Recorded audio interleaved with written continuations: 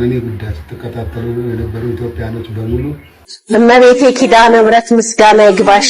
ቴዲ አፍሮን አዋርዳዋለች። በዛሬው ዕለት ሁለት ሰዎች በማርበርግ ቫይረስ መያዛቸው ይቀጥላል ጉዳዩ። ሰላማችሁ ይብዛልኝ የተከበራችሁና የተወደዳችሁ የዩቲዩብ ቻናል ቤተሰቦች ኢትዮጵያውያን ኤርትራውያን በአገር ውስጥም በውጭም ያላችሁ በቅድሚያ እንደተለመደው የከበረ ሰላምታዬን እያቀረብኩ ዛሬም ከአዳዲስና አነጋጋሪ ቪዲዮዎች ጋር ተመልሰን ከች ብለናል። ድረስ አልፈሰምኩም ግን አሁን እኔን አስፈስሙ ጓደኞቼ ላይክ አድርጉ፣ ሼር አድርጉ። ለማንኛውም ግን ሼር አድርጉ ጓደኞቼ ባካችሁ። ቪዲዮውን ላይክ በማድረግ እንዲሁም ለቻናል አዲስ የሆናችሁና ቻናሉን ሰብስክራይብ ያደርጋችሁ ቻናሉን ሰብስክራይብ በማድረግና የዚህ ቻናል ቤተሰብ በመሆን እንዲሁም ቪዲዮዎቹ ላይ ያላችሁን ማንኛውም ሀሳብ አስተያየት ወንድማዊ እህታዊ ምክራችሁን ኮሜንት ሴክሽን ላይ በማጋራት ነገ ጥሩ የተሻሉ ማራኪ ስራዎችን ይዤ እንድመጣ አበረታቱኝ። ወደ ቪዲዮ አንድ መልእክት ወደ ቤተ ክርስቲያን ልሄድ ስሰናዳ ደረሰኝ።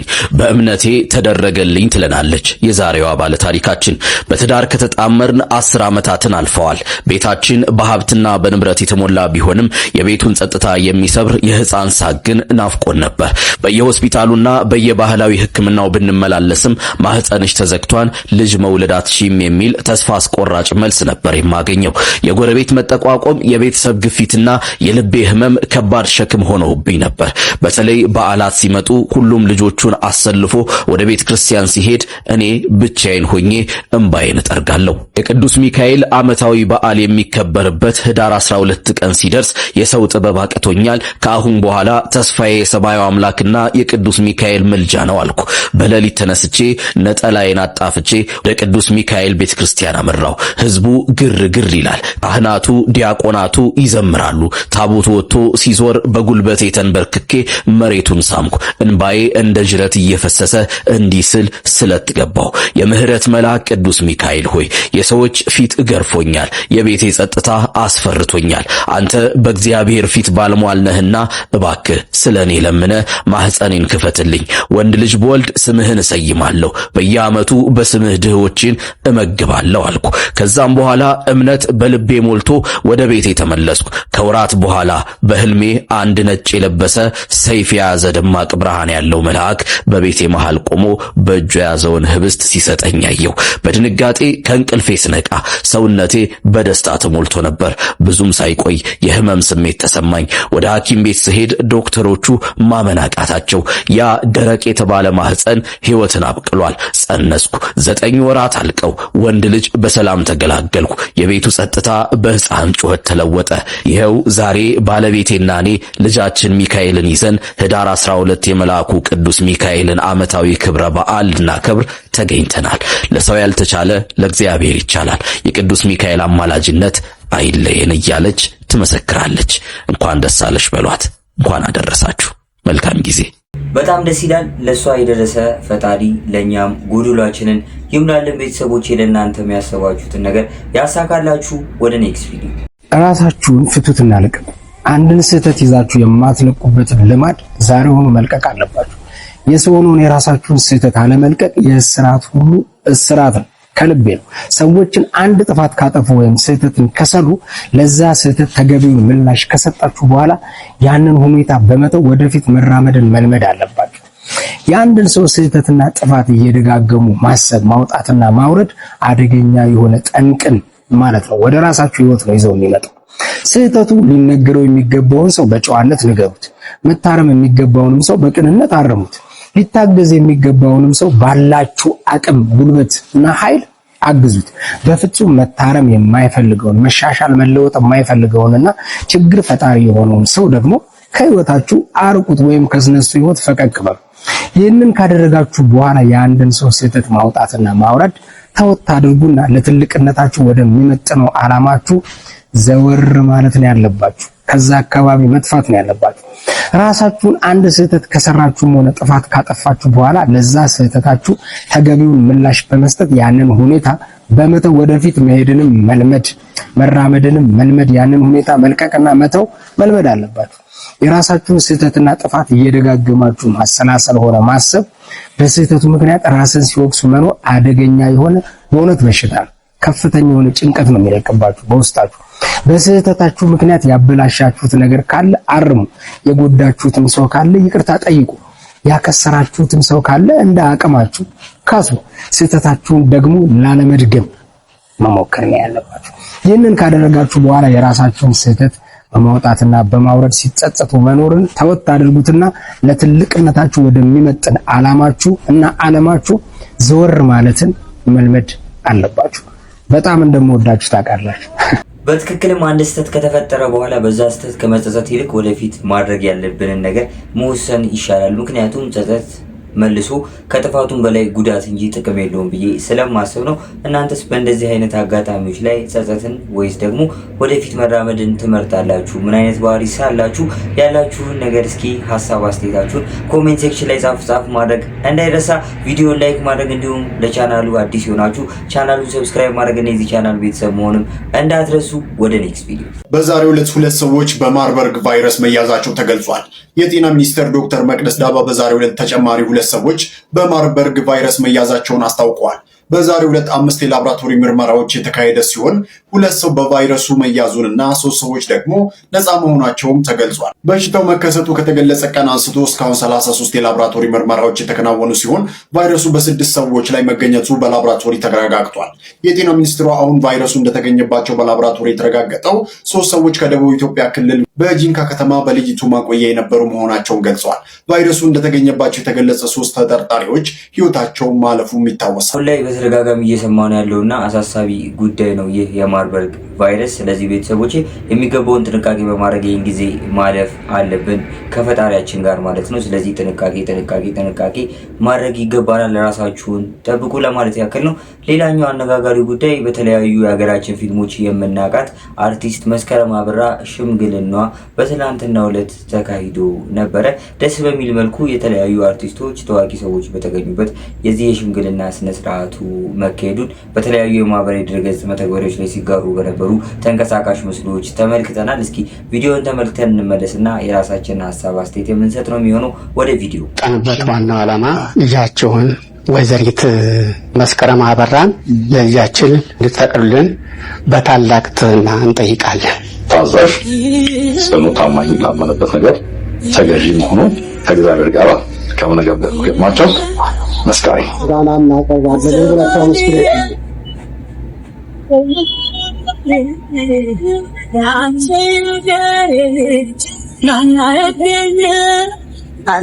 እመቤቴ ኪዳነ ምሕረት ምስጋና ይግባሽ። እኔ ይሄን ቀን በጉጉት ስጠብቀው የነበረ ቀን ነው። ምን እንደምል አላውቅም። እምወዳት ጥቅሳለች። ሀብትና ባለጠግነት ከአባቶች ዘንድ ይወረሳል፣ መልካም ሴት ግን ከእግዚአብሔር ዘንድ ናት ይላል። ቀሪ ሕይወትሽ ምድር ላይ ያለው ደስታ ሁሉ ይሰጥሽ። አምላክ ሁሉ ጊዜ በሕይወትሽ ያንቺ ፍሬ በልጅሽ እንዳው ጠብቃለሁ። ፍሬሽን በልጅሽ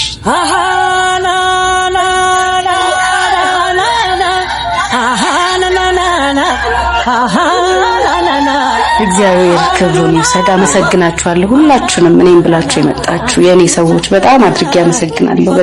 የተወዳጁ አርቲስት መስከረም አበራ ሽምግልና ዜና በተለያዩ የማህበራዊ ድረገጽ መተግበሪያዎች ላይ ተንቀሳቃሽ ምስሎቹ ከተለቀቁ ወይም ከተጋሩ በኋላ የተለያዩ የማህበረሰቡ ክፍሎች አድናቂዎቿ፣ ወዳጅ ዘመዶቿ እንግዲህ እንኳን ደስ ያለሽ መልእክትን እያስተላለፉ ይገኛሉ። እኔም በእኔና በቻናሌ ቤተሰቦች ስም እንኳን ደስ ያለሽ ለማለት እፈልጋለሁ። ሌላኛውና የዛሬ ዋነኛ ጉዳያችን የሆነው ከጥቂት ወራት በፊት እንግዲህ ህልፈተ ህይወቷን የሰማነው ቀነኒ አዱኛ አባት በትላንትናው ዕለት አንድ ያጋሩን ቪዲዮ ነበር። የቪዲዮ ብዙዎችን ያነጋገረና የብዙዎችን ትኩረት የሳበ ቪዲዮ ነው። ቪዲዮ ምንድነው? ተመልክተን ስንመለስ የራሳችን ሀሳብ አስተያየት የምንሰጥ ነው የሚሆነው። ወደ ቪዲዮ።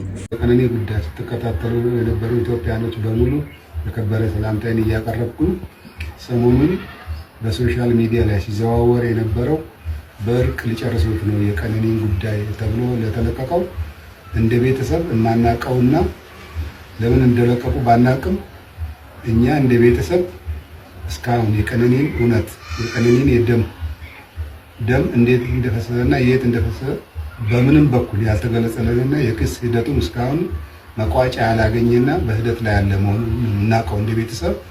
ይሄ እንደሚታወቀው ከመጀመሪያው በቅርብ በተለያዩ ሰዓታት በተለያዩ ጊዜያት እንደገለጽ ነው ስለ ቀነኒ አሟሟት ስለ ቀነኒ የነበረችባትን ያሳለፈችውን ህይወት የሚገልጽ ሚዲያዎች ላይ ገልጸን የነበረ ቢሆንም እስካሁን በፍትህ ሚኒስቴርም በኩልም ቢሆን በሌላው በኩል ህጋዊ ውሳኔ ያልተሰጠው መሆኑንና እስካሁን ሂደት ላይ ነው እያሉን መሆኑን ነው እንጂ የመጨረሻ ውሳኔ ያላገኘ መሆኑን ነው የምናውቀው። በተጨማሪ የህግ ሂደቱ እና ሚዲያዎችም ሶሻል ሚዲያዎች እንደሚለቁትም አንድ ሳይድ የያዘ ወይም በአንድ ወገን ብቻ ሰምቶ ከሚለቁት በስተቀር እንደ ቤተሰብ የተስማማንበት እንዳልነበረ እንድታውቁ እንገልጻለን። ከጥቂት ወራት በፊት መነጋገር የነበረው የቀነኒ አዱኛ ሞት ጉዳይ እንግዲህ ወራቶች በወራቶች ላይ ሲደራረቡ እየረሳነው ወይም ደግሞ ትኩረታችንን እየነሳነው የመጣ ጉዳይ ቢሆንም አባቷ እንግዲህ በትላንትናው ዕለት የሰጡት ነገር የብዙዎችን ትኩረት የሳበ ጉዳይ ነበር።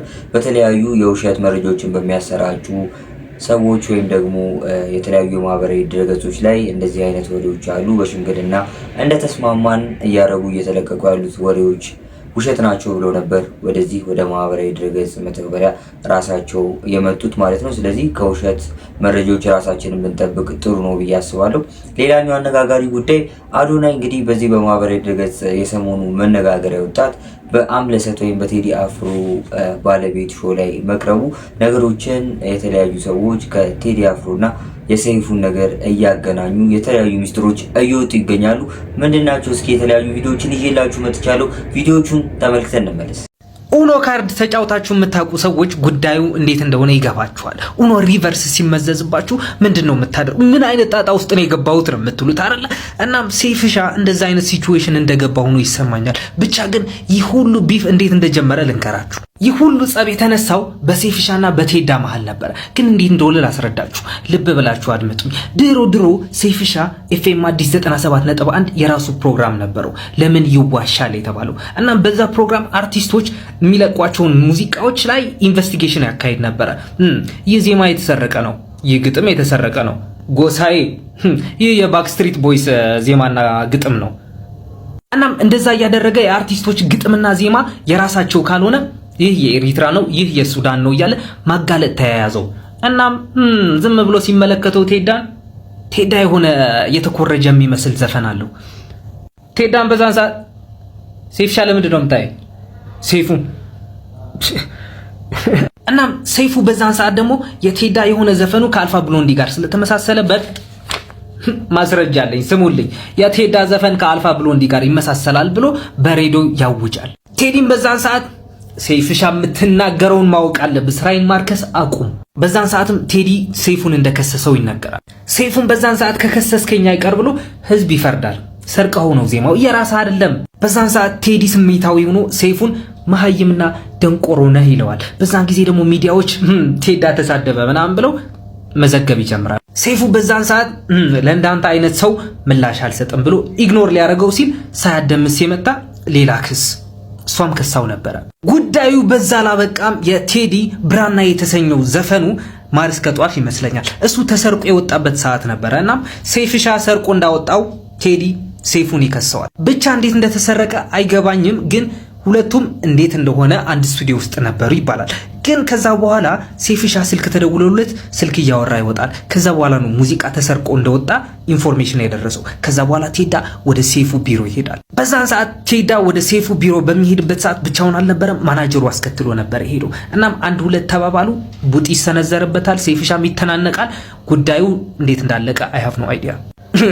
እሺ ከዛ እስካላችሁኝ ከዛ በፊትማ የተፈጠረ ሲቹዌሽን ነበረ። ምን እንደሆነ ልንገራችሁ። ሰይፉ ይፈለጋል የተባለ ፊልም የሆነ ጊዜ ለቆ ነበር። እናም በዛ ፊልም አምሊ መሪ ተዋናይ ሆና የተወነችበት ፊልም ነበር። እሺ እንዴትስ ነው አምሊን የመለመላት ካላችሁኝ ደግሞ አምሊ የመለመላት ዩኒቨርሲቲ ተማሪ እያለች እዛ የቁንጅና ውድድር ታካሂድ ነበር። እናም አሸናፊ ሆና ሚስ ዩኒቨርሲቲ ተብላ ተሹማ ነበር። ሰይፍሻን በዛን ሰዓት አይኑ ጣል ያደርግባታል። ለምን መሪ ተዋናይ ሆነሽ እኔ በምሰራበት ፊልም ይፈለጋል ይሰኛል ባይዘው እዛ ተዋናይ ትሆኛለች ምናምን ይላታል። ፕሮፖዛልን ትቀበላለች። ዳይ ወደ ስራ። እናም ከፊልሙ ነጥሮ የወጣ የሆነ የሰዎች ግምት ይሁን አይሁን አያቅም፣ ብቻ ግን ሁለቱም የፍቅር ግንኙነት ነበራቸው ይባላል ድሮ በዛን ሰዓት። እናም በመሃል ቴዲ ክሊፕ በሚሰራበት ሰዓት አምሊ ሜካፕ አርቲስት ሆና ቴዲን እንድትሰራው የስራ እድል ይመቻችላታል። ከዛ ከቴዲ ጋር ትተዋወቃለች። ከዛ በኋላ አንድ ሁለት እያሉ የፍቅር ግንኙነት ይጀምራሉ። ግን ከቴዲ በተገባችበት ሰዓትም ሰይፍሻ እየደወለ አልተውሽውም እንዴ የሰውዬ ምናምን እያለ ያስቸግራት ነበር ይባላል። እናም እኔ እንደሚመስለኝ ከሆነ ደግሞ አምሊ ስትሪክት ሰው ነች ኦፍ ኮርስ።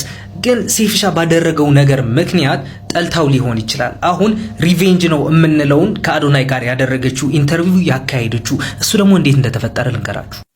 ብቻ ግን እንደምናውቀው እንደሚመስለኝም ሴፍሻ አዶናይን በጣም የሚጠላው ይመስለኛል። አይ ዶንት ኖ አመለካከትም ሊሆን ይችላል፣ የሐሳብ መጋጨትም ሊሆን ይችላል። ብቻ ግን አዶናይ ሴፉን ባገኘበት ሰዓት አዶናይ እጁ ሲዘረጋለት ሴፍሻን በዛን ሰዓት ሳይክ ምናምን ብሎት አሳፍሮት በደንብ ሰላም እንዳላለው ተናግሯል ነበር። ከዛም ሁለተኛ ቀን ተገናኝተው ስለ ዲቻ ቦይስ ሊያወራው ሲፈልግ ሴፍሻ በዛን ሰዓት አናወራም ቻው ምናምን ብሎት በደንብ ሳያወራው ኢግኖር ዘግቶት ነው። አይ ዶንት ኖ ብቻ ይለያያሉ። ከዛ በኋላ አዶናይ ምናምን ብሎ የራሱ ቪዲዮ እንደለቀቀ አይተናል አይደል?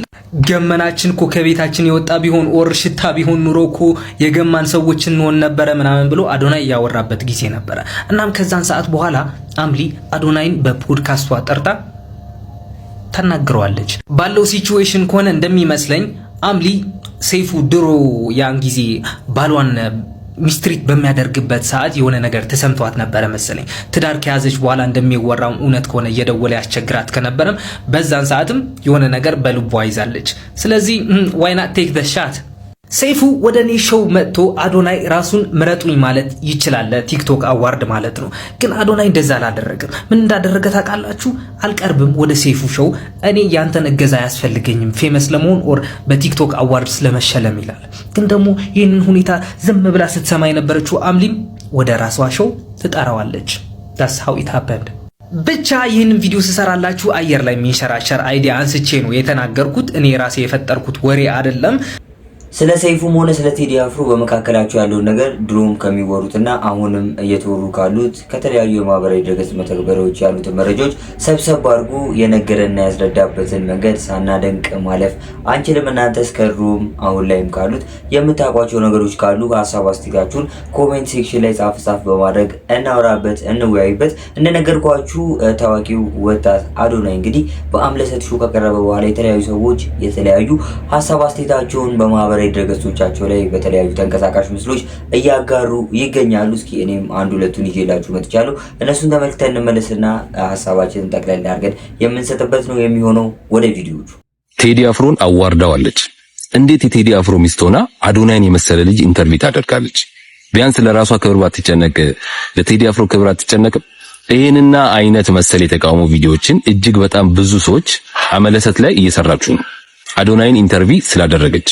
ከነዚህ የተቃውሞ ቪዲዮቻችሁ አንፃር አንድ ነገር ልብ እንድትሉ ስለፈለኩ ነው ይሄን ቪዲዮ የሰራሁት። እናንተ ለቴዲ አፍሮ ክብር ተጨንቃችሁ እንደዚህ እሷን የተቻችሁት የቴዲ አፍሮ ምን ስለሆናችሁ ነው?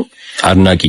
እሷ ወይንም አመለሰት ግን የቴዲ አፍሮ ሚስቱ ነች፣ የትዳር አጋሩ፣ የልጆቹ እናት። ስለዚህ ምንም ለቴዲ አፍሮ ክብር እናንተ ብትጨነቁ የሱ ክብር እንዳመለሰት እናንተ ሊያስጨንቅ አይችልም። ምክንያቱም ቴዲ አፍሮ ባለቤቷ ስለሆነ፣ ባሏ ስለሆነ፣ የልጆቹ አባት ስለሆነ ማለት ነው። ከአዶናይ ጋር በተገናኘ በዚህ ልክ በእናንተ እንዲጠላ ወይንም በዚህ ልክ እንድጠሉት ያደረገው ምክንያት ምን መሰላችሁ? አዶናይ ከሀበሻ ህብረተሰብ የተለየ ነገር ስላደረገ አይደለም። አንድ የሰራው ስህተት ስላለ ነው በሀበሻ የማይወደድ። እሱ ምንድነው? ግልጽ መሆኑ። እንደ ሀበሻ ህብረተሰብ ግልጽ መሆን ያስንቃል፣ ያሰድባል። ሀበሻ የሚወደው ድብቅ ስትሆን ስታስመስል ነው።